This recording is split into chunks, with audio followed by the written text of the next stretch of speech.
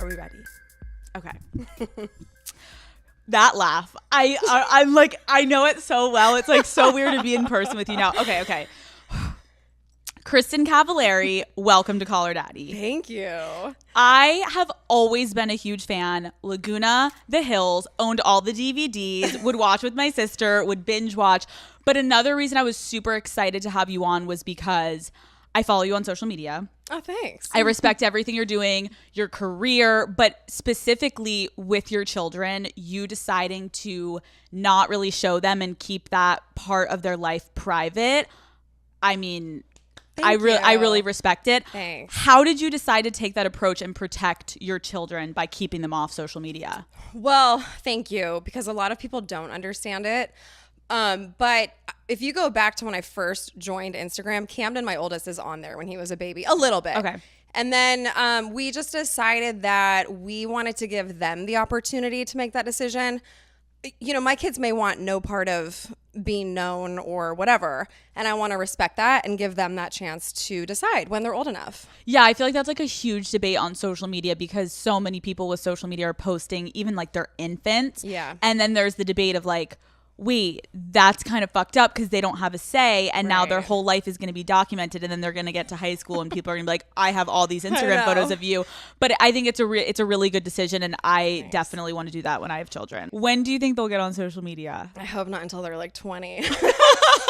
You're like, I'm not giving them a phone. They're never going to be. 16, I'd say is probably realistic and, you know, long enough where hopefully they have decently thick skin and can handle some criticism, because ultimately, like, that's my biggest concern with it is just how nasty people can be on social media. Ruthless. So yeah, and when it's your kids, it's like, oh, I want to do everything to protect them. There was no social media when you were growing up, but I'm curious, did you have aspirations at all to be on television? I did, and it wasn't really until high school, but before MTV came, I wanted to study broadcast journalism and kind of work my way in the entertainment world through hosting. But then MTV came and everything just kind of fell in my lap, and I thought, well, you know, when I graduated high school, I moved up to LA. I started at Loyola Marymount. I literally went to one class, like literally one class. And then I booked a job on UPN, which you guys probably don't even remember that network, but it was a network back in the day. I was hosting a show. Oh, wow. And so my excuse was, well, I'm traveling around the country. I obviously can't go to college. And not that I want to like promote not going to college, but it's the best thing I ever could have done. College would have done nothing for me. Right, because you already kind of had a career set in stone because you started in high school, which is like not normal, especially for like television. Yeah.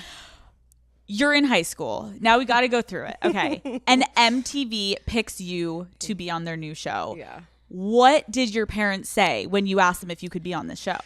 Well, so I was living with my dad in Laguna Beach. My mom was in a suburb of Chicago. My mom definitely had reservations because at the time MTV was a little scandalous at the time. You know, that was right after the Janet Jackson boob thing happened at the Super Bowl, and they didn't have the best rep. And so she was a little worried, but my dad was all for it. And because I lived with my dad, I'm pretty sure I only had to have my dad sign off on it. You're like, Mom, I'm not even doing it, Sorry, Dad. Mom. Why do you think your dad was okay with it? I think he saw the opportunity, you know? I mean, he just did. And well, also, none of us knew what the show was going to turn into. No. You know, my dad probably at the time was like, oh, cute, a little home movie, no problem, have fun. Wait, it literally probably was like a school project, Dad. No, it just literally. happens to be from MTV. And it's crazy because reality TV really, like, no one had gotten famous from that yet. Yeah. So it was kind of like an undiscovered concept. So I can kind of understand why parents would be like, sure. Yeah, it wasn't like it is today. No one knew, you know? I mean, Totally. Obviously there was The Real World at the time. I think The Simple Life had already happened and maybe The Osbourne Show, but other than that, there was nothing really. Totally. So yeah, this was uncharted territory. We had no idea. I'm trying to picture myself in high school getting cast on a show. I would have failed out. I would have dropped out. No because, way. Dude, You would have been how like did me. you? No, you would have fucking crushed it. No, sure, that's the point though. I would have been like, I'm obsessed. I get to go party with boys. Like, how the fuck Yeah, did that it was me. Okay, I was wondering, like, did it fully take over your life? Oh, I mean, yeah. Well, yes and no. Yes, in the sense that, yes. I mean, that was like what everyone in Laguna Beach was talking about. We filmed every weekend for like 9 months or something. But because we were still in high school, I mean, I was actually going to class still. And so during the weeks, you know, my life was normal. I was going to school, doing whatever I was doing. And then we would film, I think sometimes Thursdays, but mostly Friday, Saturday, Sunday. When you came out, did people that were in your school that weren't on the show treat you guys like no, okay, different? So what happened was the first season, everybody auditioned, right? Everyone did. Well, and then when those people didn't get it, fuck MTV, blah, that whole thing. And then those people were on season 2. And I was like, oh, really? Right. Fuck MTV, huh?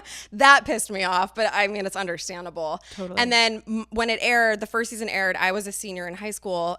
Talon and I were. Everyone else graduated, went on to school. That was the one time the freshmen coming in looked at me a little differently. And I was like, okay, this is weird. You talked about the fact that your relationship with your dad was hard to heal in therapy. When you were growing up, what was that core issue between the two of you? Well, my dad wasn't around a lot, to be honest. We were living in Connecticut before my parents got a divorce, and my dad had moved to Colorado.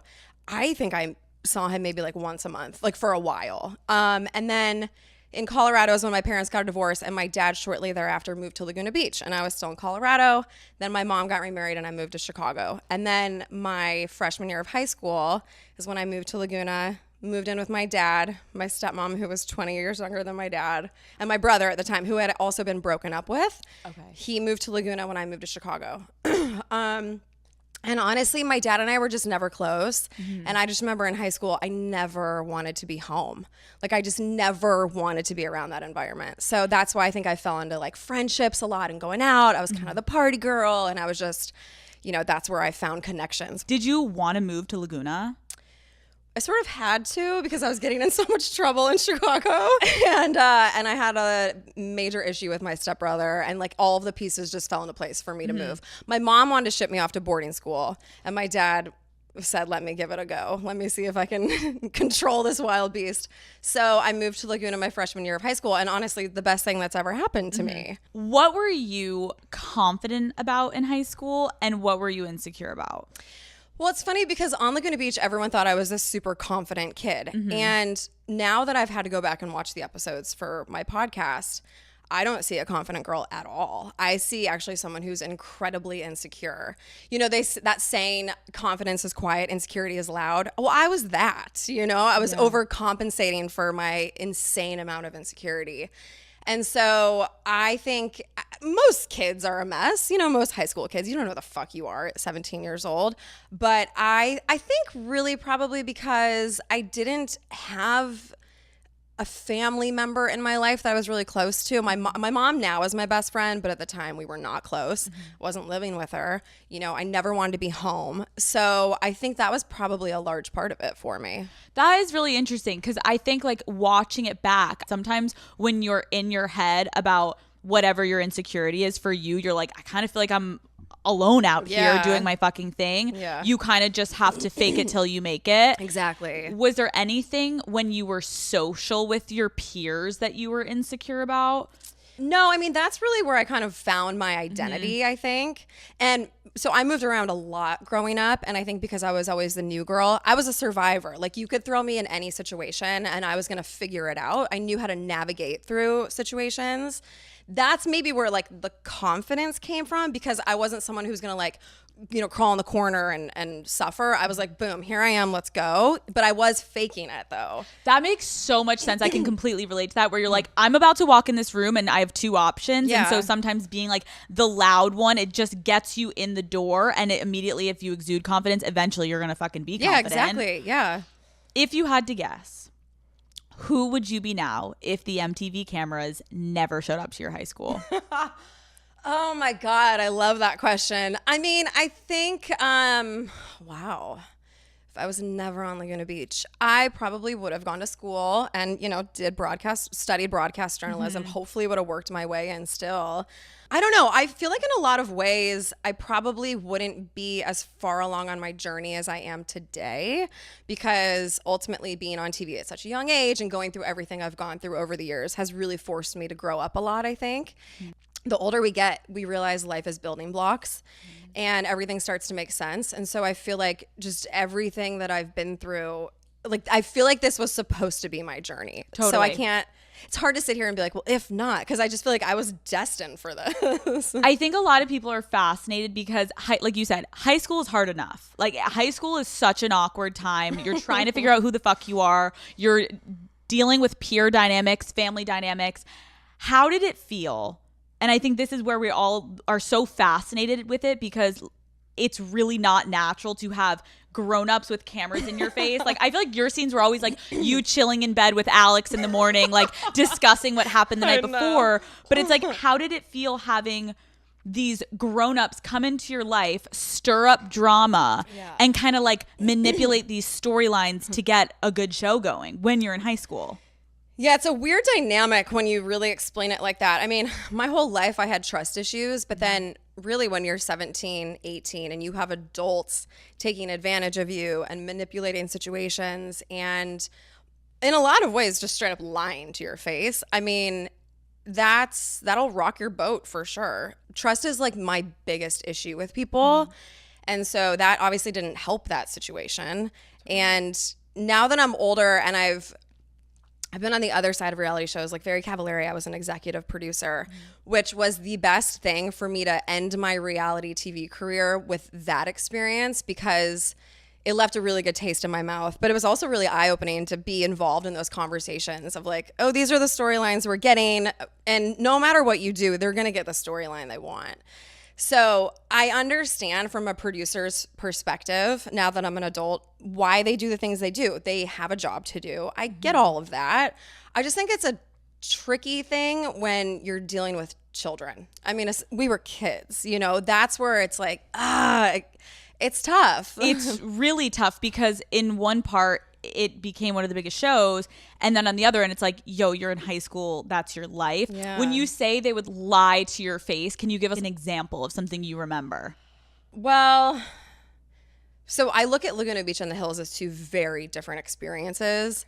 Laguna Beach was more just, no one really ever told us what was going on or like what they were trying to do, you know? No one prepared us for what was coming. I just remember one producer in particular, before it aired, saying, well, you know, you can definitely tell that you're not from Laguna Beach. And I was like, oh, okay. Like, what does that mean? And then it came out and I was like, oh, you mean because everyone's going to fucking hate me? And this is so not who I am. You know, but like, I don't know, a bigger heads up would have been nice. How much you guys fucked with me. That kind of stuff. When you say fucked with you, are you saying like they really leaned in to try to make you that villain role? Yeah. Oh, yeah. And that's why I've really loved doing the Back to the Beach podcast with Steven, because we literally go through scene by scene and break it down. And it's been therapeutic for me. It's been eye-opening. It's been really fun also just to break it all down, because I'm not emotionally invested in it anymore. Where at the time, I remember Steven being like, that's not how it went down. But I couldn't hear him or believe him because I was so upset about it. And so, yeah, being able to go back and watch it and just get to the bottom of it, I've loved every second of it. When you realize, like, wait, I look like the villain in this, what the fuck did that do to you mentally? I was pretty wrecked for a while. I was so upset. I was really upset when I saw the first episode. It was hard.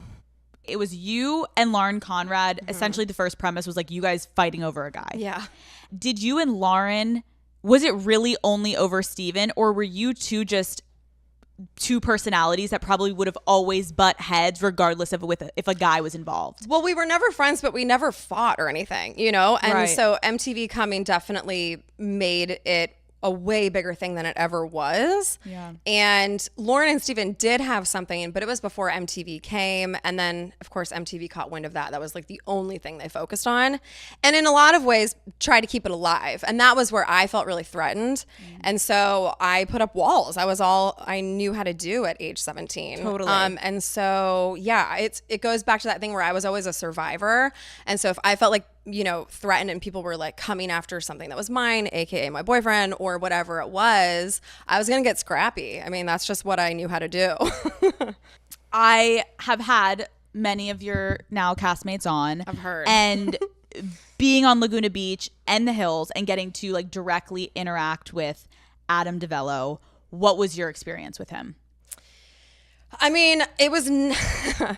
It was never great. I had my issues with Adam, without a doubt. And again, I mean, I kind of said it earlier, but I understand now as an adult why he did the things he did.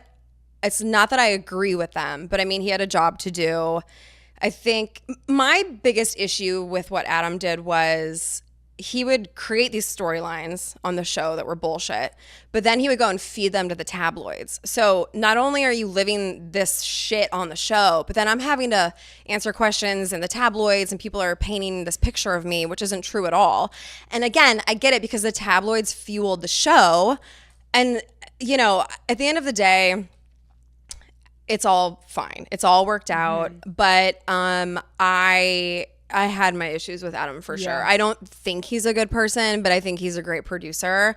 I'm actually kind of upset though because Steven and I were supposed to have him on our podcast and he, you know, had us going around and around and around. And then 2 days before we were supposed to film, he pulled out. And it's just shitty because A, you could have told us up front, and B, he totally opened up my career, right? Started my career. But we also started his career. Like without the cast of season 1 of Laguna Beach, Adam wouldn't be what he is either. So I just felt like, why can't you come on? It's a mutual respect thing.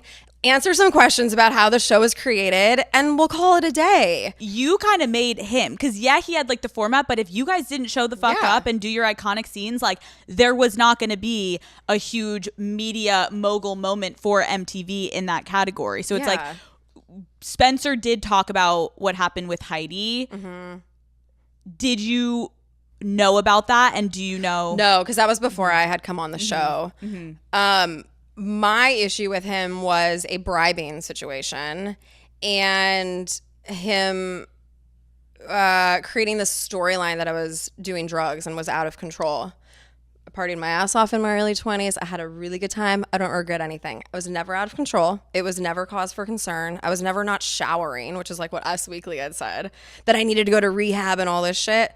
And so that wasn't cool. I remember that. Yeah, he bribed the girls to call me out on camera for doing drugs with a purse. So, but, and that was difficult. And Adam and I got in a huge fight about it. And because what I was doing then, because then he fueled it to Us Weekly, I would be on camera filming and I'd be like, I know it was Adam, like going around just running my mouth. And Adam called me and he was like, you have to stop saying that. I was like, but you did. Well, that's also fucked. And I think that's where I think it's fair for you guys. You're not discrediting the show. Even you sit here and you're saying, great producer. He knows what the fuck he's doing. But I do think it's fair to clear your name because I was going to ask you that about like, there was that huge stint I remember with The Hills where it was like, she's on drugs, she's spun out, and they like got you when you like just woke up and they were, the girls were like trying to have an intervention. And I was like, is Kristin really on drugs? Intervention. And that fucks with you because your kids are going to watch that one day. Like, and so I think it's fair for you to be able to at least clear your fucking name with the drugs. I partied. Like, I'm not going to sit here and say I never did. I had a lot of fun. And I'm glad that I did. I got everything out of my system. But it was never, I never needed rehab. No one in my life was concerned about me. Like, it was totally under control. I love that. If you can be a partier that's under control. But so I just hope that Lo learned you always have to get that shit in writing, you know, because she never got her purse. She didn't? No. Stop. What kind of purse was it? I don't even remember. I want to say it was a Birkin. It was a Shut Birkin. the Yeah, fuck it was a up. Birkin. Yeah, but you got to get that shit in writing. Absolutely. I would have been like, give it to me first and then I'll show up. Exactly. Damn, no Birkin for Lo. Sorry, girl. And no rehab for Kristin. Hope it was worth it. When you look back, young Kristin is like in that moment, cameras around. What were the perks of having this show in your life? And then what was like the most negative part that you look back on now with perspective? I mean, the perks were, it was fun. I would get phone calls being in, you know, whatever class during senior year, and MTV would be like, hey, can you fly to New York tonight to be on TRL tomorrow? I'm like, yes, absolutely. Like, that stuff is fun, you know? I mean, so there was a lot of cool things going to the MTV VMAs and all of that stuff was really fun. I mean, I was still in high school, so it's not like I was getting great dinner reservations and stuff, you know? But when I graduated high school and we moved up to LA, yeah, like I never waited in a line at a club or a restaurant. Like it was fun. It was very, very fun. And then the biggest downfall, I'd say, and well, I guess, okay, more so back in the day was the tabloid world, that aspect of it. Now, I'm not so much in the tabloids like I was back in the day, but what I don't like now is every time I feel like I do an interview, like what they'll take nothing and turn it into headlines for clickbait. And that shit really pisses me off still. Like I just did another podcast and we were talking about dating and I guess we were talking about Instagram, and I said that I only notice the verified ones because they go to the top. I'm not like, and we were like joking around. So now all these fucking articles are like, Kristin's using Instagram as a dating app, and it's like, no, I'm not. That's not what I was saying. Yeah. Right. No, I do. I totally get that. Like the spinning of the words, and it almost makes you like not want to do shit. Makes me not want to talk. Which I think you do love to talk though. I know, but I feel like in the last few years I don't talk as much because I'm not, people probably don't know this about me. They probably think I love all the attention. I actually don't, unless it's for something positive like my company, like Uncommon James or something. Then I'm like, all right, that's great. But I don't care about being in the press or the tabloids. I really don't. Is MTV paying for everyone's therapy? They should be. But no. They didn't offer. No. And actually, Steven told me on our podcast that they gave him a speech coach. And I'm like, really? Because I probably needed one out of everybody. And they didn't offer me that. They offered him. Wait, back when he was in Laguna? Yes. Yeah. Did he need a speech coach? I didn't think so. I did. I'm like, that would have gone against the character they wanted me to be. Right. Like rough around the edges, like wild Kristin. Yeah. How do you think having your first relationship, like serious first love and relationship, air on TV impacted your future relationships? I don't think my relationship being on camera affected my future relationships. I think just being in the press then affected my future relationships. And again, it goes back to that whole trust thing. Unfortunately, I've had to be careful with guys that I date because a lot of guys, or what I have found is a few different things. They get a little taste of fame and they lose their mind. They become addicted to it almost. Or it's really threatening for a lot of guys. So then they get really jealous and insecure about it. So that's been really tricky for me. Wait, when you say they get addicted, like how can you immediately tell like, oh fuck, he's turned? It takes me a second. Right. You can just tell like, or what I can't fucking stand is when a guy will plant breadcrumbs. You know that saying? Yeah. On Instagram. Like I dated a guy, I dated a guy who would come to Nashville and he would like tag the location. And I'm like, why? You've never tagged a location in your life. Why are you now? That shit I can't stand. Because it's so purposeful. Like he's looking to kind of be like, I hope this gets picked up by someone and I hope there's an article. Like, are they seeing each other? Like you're disgusting right. to me. You're like, I don't even know you that well. We're trying to get to know each other. Like before we actually start dating, like chill the fuck out. Or what I've noticed, if it's not about the guy, the attention, they do not like that. So then they're like, oh, you know, like, totally their ego I'm like, it's because it's not about you. So you married someone that was famous and was in the public eye. How did you meet Jay Cutler? So I got a call from my publicist in 2009 when I was still filming The Hills. And he said, Jay Cutler wants to fly you to Chicago and take you on a date. And I had no idea who he was. And I just wasn't interested, quite honestly. So I said no. I obviously told my mom about it, though, because a year later I was visiting my mom who lives in a suburb of Chicago. And we were going to a Bears preseason game with my cousin for actually my friend Matt Leinart, who was playing on the opposing team.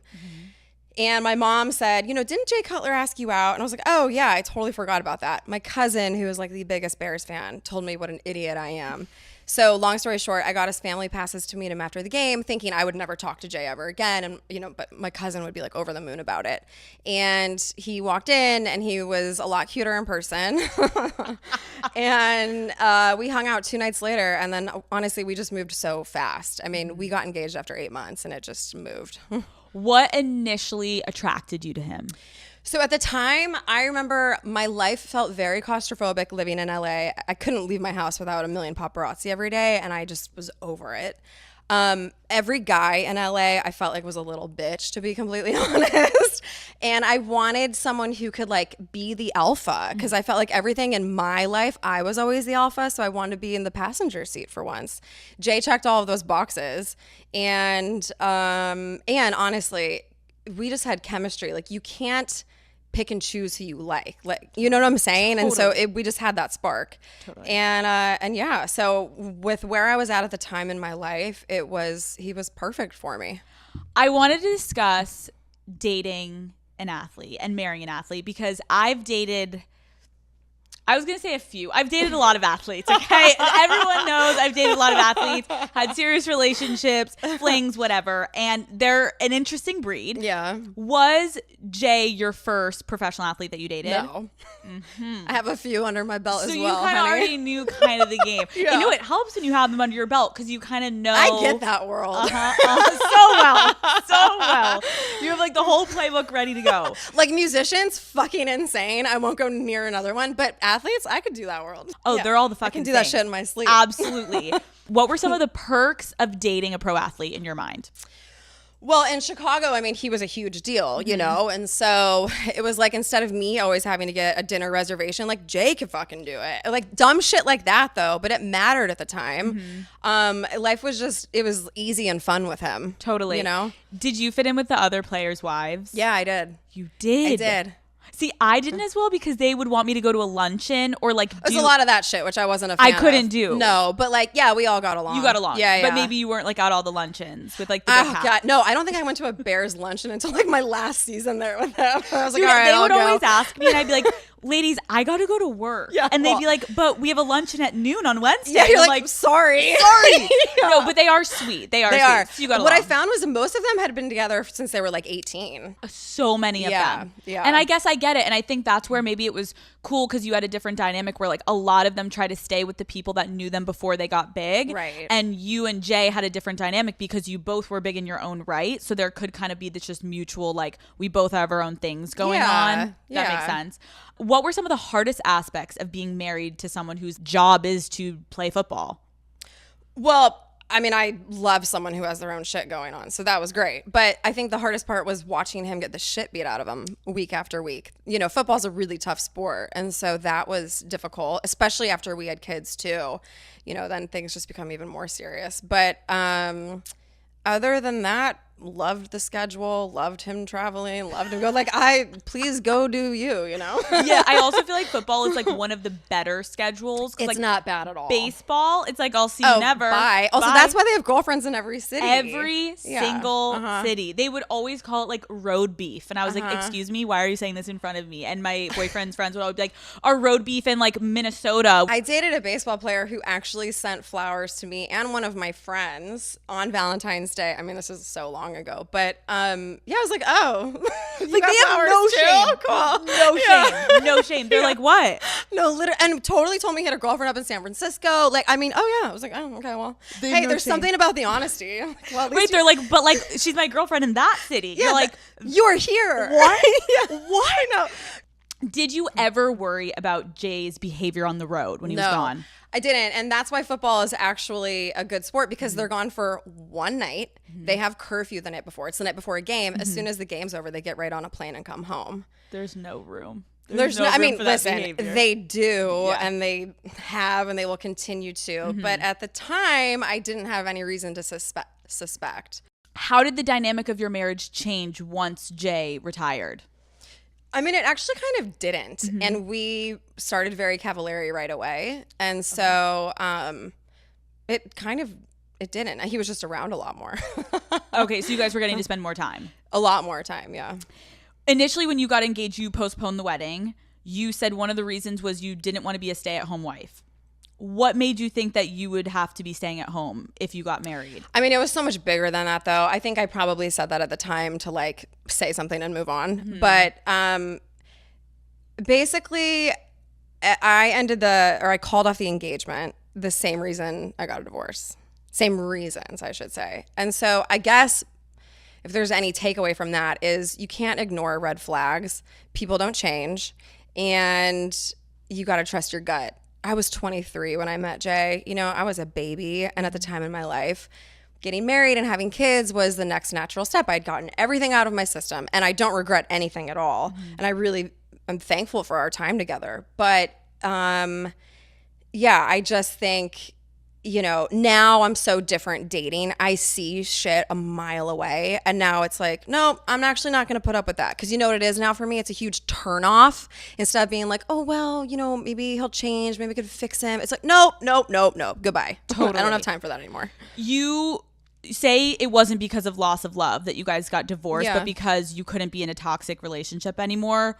What was toxic about it?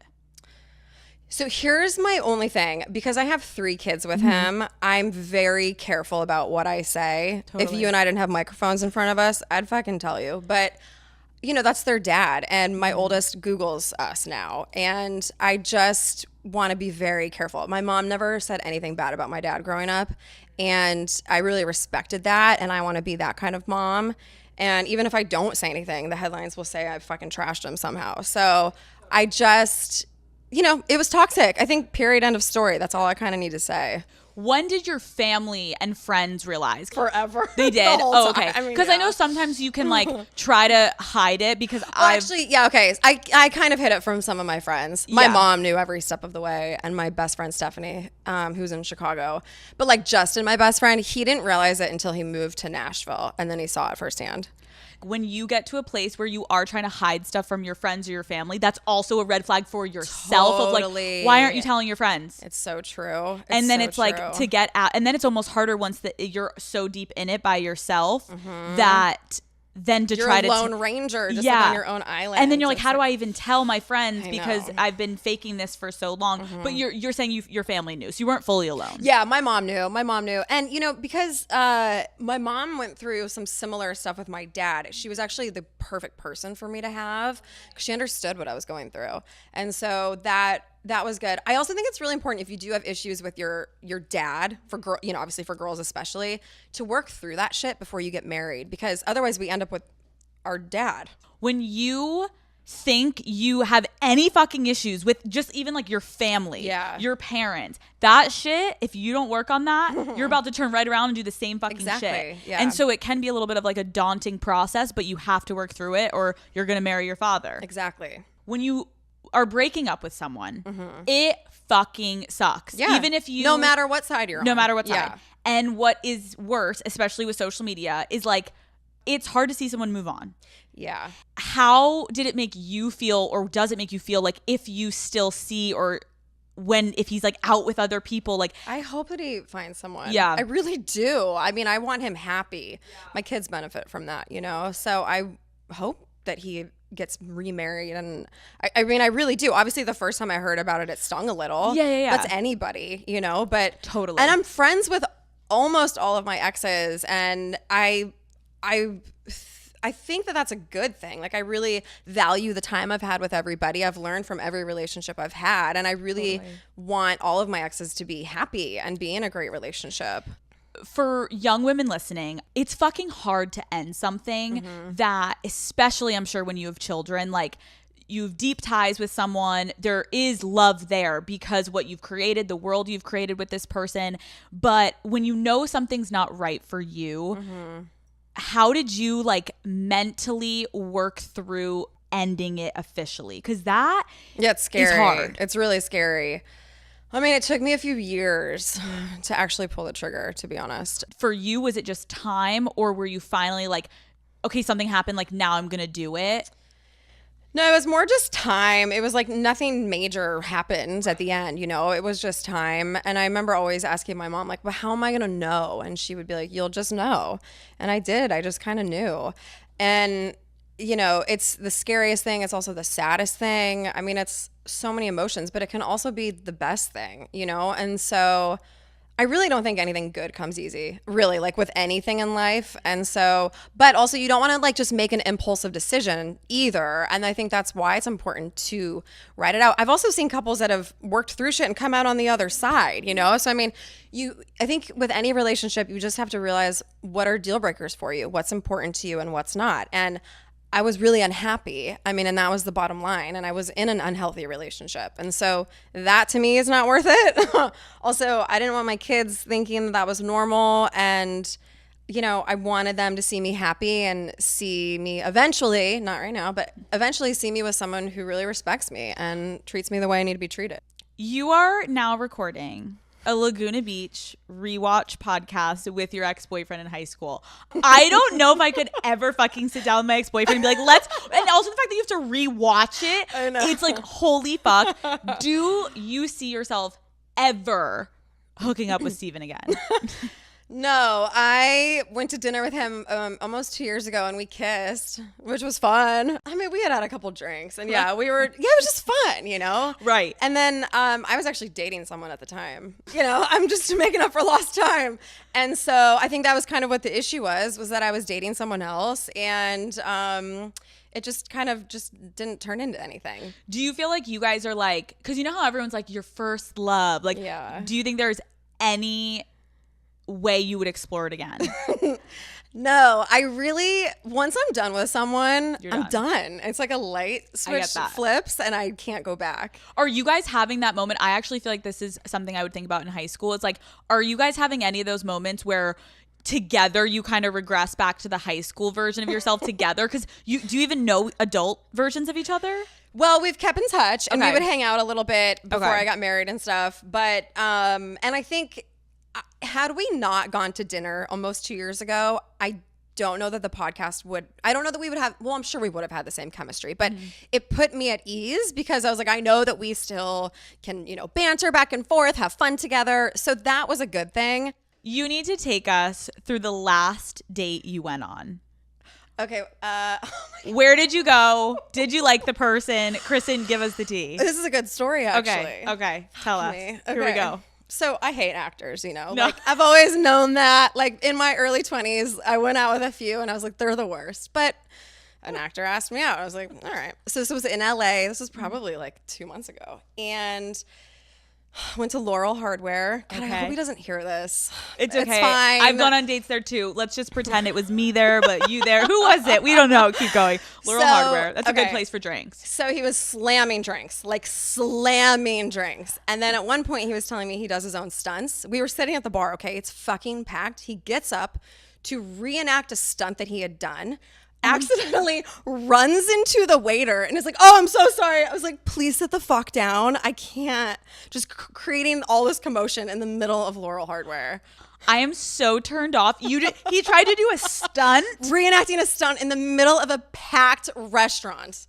I was like, please sit down. Also, please like, just drawing so much attention. That's what I'm like, oh my God. Also, why are you doing a stunt in Laurel Hardware? Sit the fuck down. And to confirm, anyone that's not from LA, that is a packed bar. It is not a hardware store. Thank you very much. It was awful. So then did you talk to him afterwards? He's texted me a couple times. And I can't just like ghost someone. Right. But I give him like a one-word response. I don't even know him. We're in a serious relationship. Dude, literally. No. Okay, so you're just kind of like, I get that. Wait, why do you think you can't ghost someone? I'm too fucking nice, which people would not know about me. I'm too nice. Really? Yeah. I wouldn't want to be ghosted either. I would actually appreciate someone just being like, hey, you know what? You're great, but like didn't feel any chemistry. Totally. Which I said that to another guy. I was like, hey, I didn't feel any chemistry. And his friends were making fun of me for weeks about it. I'm like, I actually thought I was being like mature, not wasting anyone's time. Wait, I love that. What can they say to that? Exactly. You can't he say deleted anything. my number and told all of his friends and everyone was making fun of me. I'm like, okay, well, thank you for validating why the fuck I don't like you. Right. And like, I'm an adult and like, sorry, you couldn't take the fucking truth. I'm trying not to waste anyone's time. Like, let's move on. If you are not having a good time on a date, because I feel like this is me and I'm wondering if it would be you, they won't know that I'm not having a good time. I'm going to like people please it up and be like laughing. And then he's going to think we're leaving and I'm having the best time and I'm not going to want to talk to him. Do you give signs on a date if you're not into it? I know, because it's the same thing. Like, I'll fucking show up to the party, you know? Right. But what I've been doing is I won't go on dinner dates. I will get a drink. Smart. They usually turn into dinner because again, I'm too fucking nice. But like I came this guy who was acting out stunts got dinner with them. I'm like, what am I doing? You're like, let's get the ravioli. Dude. Like, I gotta go home. Fuck. Kristin. Yeah. So, because I need to come up with a better game plan of oh, well, I have an early morning, you know. Right. Actually, this is another funny story. I almost want to say who it was with. Please. In my early 20s. Okay. You have to on Call Her Daddy. Come on. All right, I'll say it. Don't say it. It's in your early 20s. This is going, don't say it. All right, I'll tell you the story. So I went on a date with a guy. This is my early 20s, height of my partying career, right? Okay. He was vegan and he was sober. And I was like, oh, one or the other, right? Pick one. Preferably both, or like be both. So I was like, I have an early morning. Went back to his house, made out with him on his bed. I was like, I have a really early morning tomorrow. Gotta, changed in my car, went to Hyde. I'm such a dumbass. Of course, there's paparazzi. The next day he was like, my friend saw you at Hyde. I was like, oh, really? Oh. You're like, it's so crazy. I was on my way home and I got an email that the event in the morning was canceled. So I thought you were asleep. I'm going to go to Hyde. I felt so bad. I felt so bad. And he's really cute. But like at the time in my life, like I'm eating meat and I'm drinking a lot of alcohol. Like, we can't do this. No, I actually respect the honesty though, because I have done something similar where like, if they're just not on your wavelength, and especially when you're in your early 20s and you're like, I am going to every club. Yes. I want to be known at that club. My job is to go out right now. I don't think you understand that. And so it's like, even if they're a great guy, maybe if you met him later on. By the way, I've seen him not that long ago, but like great guy, like just not meant for you. No. You were more interested in getting fucked up at Hyde. And I wanted to go to Hyde, man. Okay. Sloshed. Can you tell us who is the most famous person you've denied? Denied? Oh God. What about initials? Your publicist is having a panic attack. What about tell us the profession? I didn't deny a lot of people back in the day, to be honest. You're like, did you just hear I'm a people pleaser? You're famous? I'm staying on the date with the guy doing the stunt. Alex, everyone's getting dinner with him, all right? Fine. No one's getting denied. Okay, how about this? You see someone on Instagram you find attractive. Okay. How do you vet these people to see if they're worthy of you DMing them and pursuing them? I won't DM. You don't? No, I won't make the first move on Instagram. Why? Okay, so where I'm at currently in my life, I want to be pursued. I want to be fucking courted. I want the man to put in some fucking effort. Wow. And I think because guys now, so again, I was with Jay for 10 years. This is my first time dating in the social media world. Like, it's a fucking shit show out there. I hate every second of it. It's awful. But guys are lazy as fuck now, and they're always looking for the next best thing. And so it's like, no, I'm sorry. I don't have time for your little bullshit anymore. Like, let me see how serious you are and put in the effort. So no, I'm not making the first move. I've said, ladies, if you want something, slide the fuck in. But where you're at in your life also kind of dictates what you're going to do. So for you, I totally hear you. We're like, I'm going to sit on my couch, drink my tea, and wait for the men to come in. And if they're not, fucking sayonara, bitch. Yeah. Like, I don't give a fuck. Yeah. Okay, I think that's a good energy. The one thing I did do was I went to a show and I posted a story of this musician who I did end up dating. So he saw it, DM'd me. So like that in a roundabout way is kind of like making a pretty casual. I like that. Yeah. That's a good way to do it. Yeah. If you were going, though, to slide into someone's DMs, let's pretend like something hits you on a Sunday night. The kids are gone. You're bored. You're like, maybe I'll give it a try. What is? Well, he's got to be fucking hot. Okay, right? true. I mean, what are you going to slide in with if you had to? Okay. If you like, had what's to. my pickup line? What would you say? Hey. Hi. Kristin's like, I'm so lazy with it. Hi. Period. Oh, okay. This is a fun game. Like, what would I say? It really depends on the guy, the situation, where he lives. Like, if he lives in Nashville, like, it would be different than if he lived in LA, right? Totally. So it would be, I don't know, like, shit, I don't know. Because, like, Nashville, you could be like, something about, like, do you go to, like, something about, something like, dumb location. Like that. Yes. Yeah. Or, like, hey, like, are you in Nashville? Like, something like that. Yeah. If they're in a different state. Yeah, then it's like, LA, I come out here quite a bit. So I could be like, I'm going to be in LA and blah, blah, blah, blah. Like, what are you up to? Yeah. Mm-hmm. Yeah. I do have good game. Like, I know. We know. Thank you. We watched it. Still got it. You didn't need to confirm. I do know that. That's what I think. That's the best part. I remember watching on the hills when you came back and you with Brody. He was like drooling because it was just like know how to get the guy. Sweet Brody. Love him. Do you think that would ever go anywhere ever again? No, I just saw him actually, and I met his new girlfriend. Oh, nice. I love Brody, but no, Brody's the only ex I ever went back to though, and it was because I was filming The Hills. Interesting. Although on the show we didn't actually date, but we hung out a little bit. I can't remember how it all, but what you saw on the show was all bullshit. Like he and Jade pretended to break up, but they never actually did. Like all that. Dude, those fight scenes. I was like, Kristin, how do you get yourself riled up to just scream at these? Is it easy for you to get riled up though when you're filming now? Not anymore, but like back in the day, oh yeah. When you showed up, I forget the scene, but you showed up. Oh my God, I remember your hair looked great. You were looking great. You showed up and you're like, you want to fuck? Oh my God, scene. You came the at me like fucking piranhas. God, I know. I was hammered. I watched that back and I was like, Heidi and Spencer was my first day really filming. Heidi and Spencer came with bottles of tequila and it just went south. And when they showed up, you know what I was mad about though? So before I started filming, Audrina and I talked about how we know that they want us to fight and, you know, they want you to go after Justin Bobby and we're not going to fall for that shit. I was like, yeah, no, we're not. Woo. Right. And then we're filming and she comes up to me and picks a fight. And I was like, what?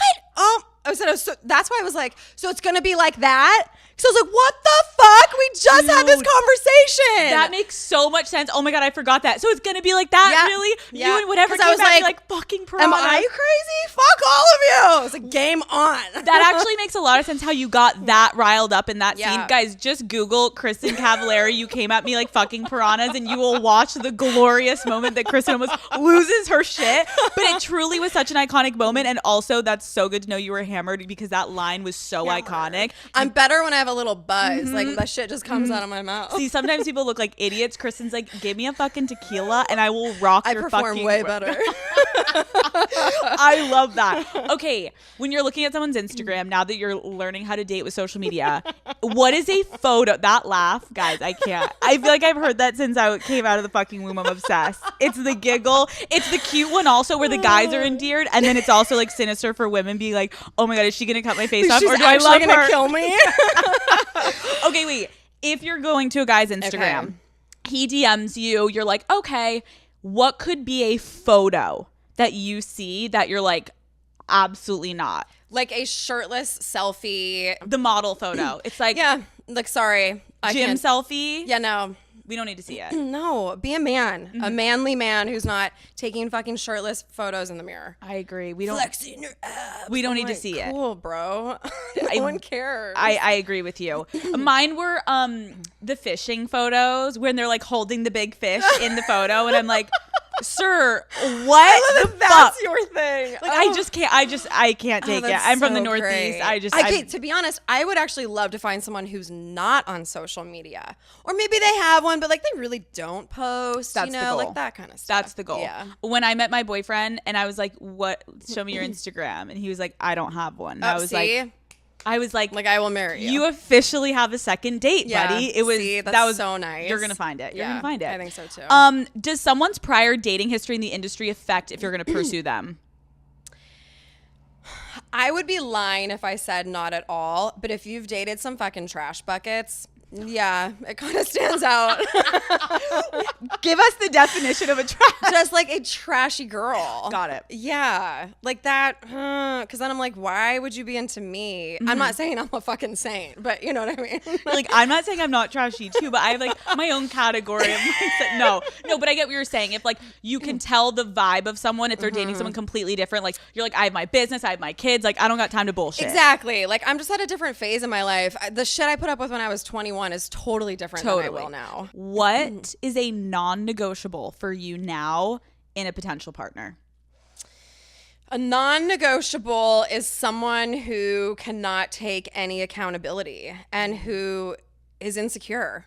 I mean, honestly, I need someone who is so comfortable in their own skin, because that's been the crux of most of my relationships. That makes sense. Yeah. Like you can't, I've had that before too, where it's like, because then it comes to you just constantly having to build them up, and you're like, and they're threatened by everything in my life. And it's like, I don't have time for that anymore. I can't babysit you. Yeah. Would you date an athlete again? It's not at the top of my list. I'm not looking for one. They like me for some reason. And so I wouldn't rule it out, but I'm not looking for that. And I would love to get, I mean, I'm fucking 35 now. Like, they're all a little young for me now. I've been attracting a lot of guys in their 20s, though. I don't know what that's about. I don't know what's going on. I mean, Kristin. I've just decided, though, like 30s at least, okay? Like, in my perfect mind, I'm like 45, a businessman, not on social media, no one knows the fuck they are. But that's just not what I've been attracting, so I don't know. But maybe you're also at a point in your life where, like, since you're newly single and you're getting out there, like, maybe that's also, it's gonna shift, but like you're giving some great energy that like the young bucks are like, Kristin. I know, I'm like, you guys know I have 3 kids, right? Okay, like, cool. I just wanted to throw that out there. It's like turning them on even more. You're like, it's like a 26-year-old just asked me out. I was like, 20 fucking, I'm like, God, you're hot, but no, like I can't. You're like, are you going to hide tonight? Like, I've been there, done that, man. I can't. Okay, if you could go on a date tomorrow with any person of your choice, okay, who would it be? Like maybe Alexander Skarsgård. Is that how you say his name? Who is that? Oh, wait. Google him. Someone Google him, please. Big Little Lies. Yes. I mean, maybe his character wasn't the best in that show, but you know, he's been in other shit, right? You're like, I don't want to. I'm not base that off of that character. You're like, it's not because of the character; it's because of him. Guys, like, don't wow, get it you twisted. really worked through your shit. No. Okay, that's a good answer. Okay, as we wrap up.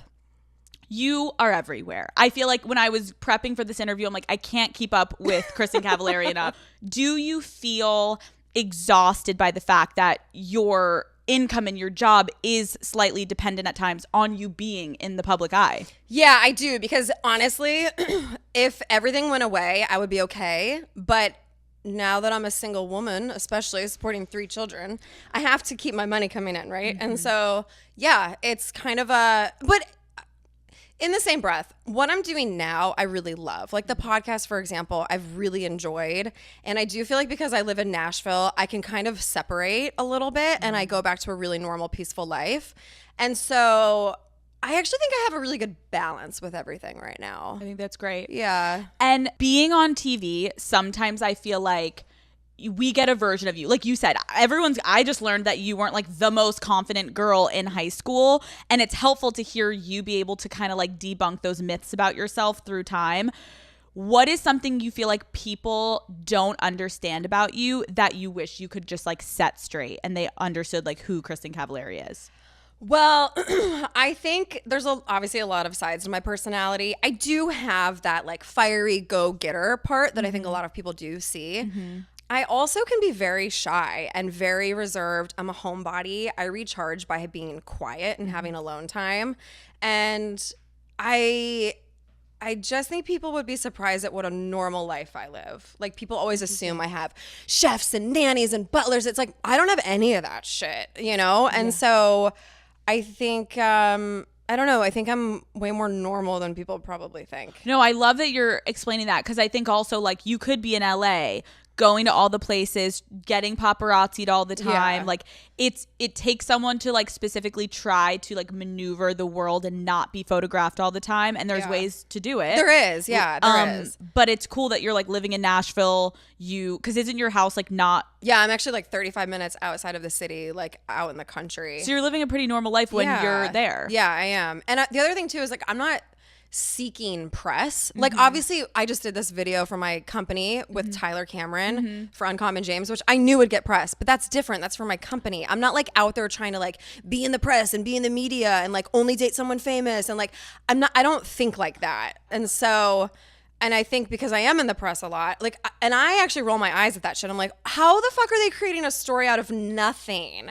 I actually just had to like talk myself off the ledge the other day because I was like, okay, look at it this way. At least you're being talked about. People care. It's like, you know, I have to just kind of like turn the narrative around in my head because otherwise I'll drive myself insane. Do you think it's helped you though that you have now this brand that like now you're not just fully, it's not all about Kristin and who she's dating and your love life and your social life because that's what it originally was. And now you have something you're like, no, this is my business. Yeah. And this is like something that's completely independent of who I'm dating. Yes. And that's how I can justify it. I'm like, well, if people are talking about me, my company benefits. And so it's all good. It's all good. Totally. Yeah.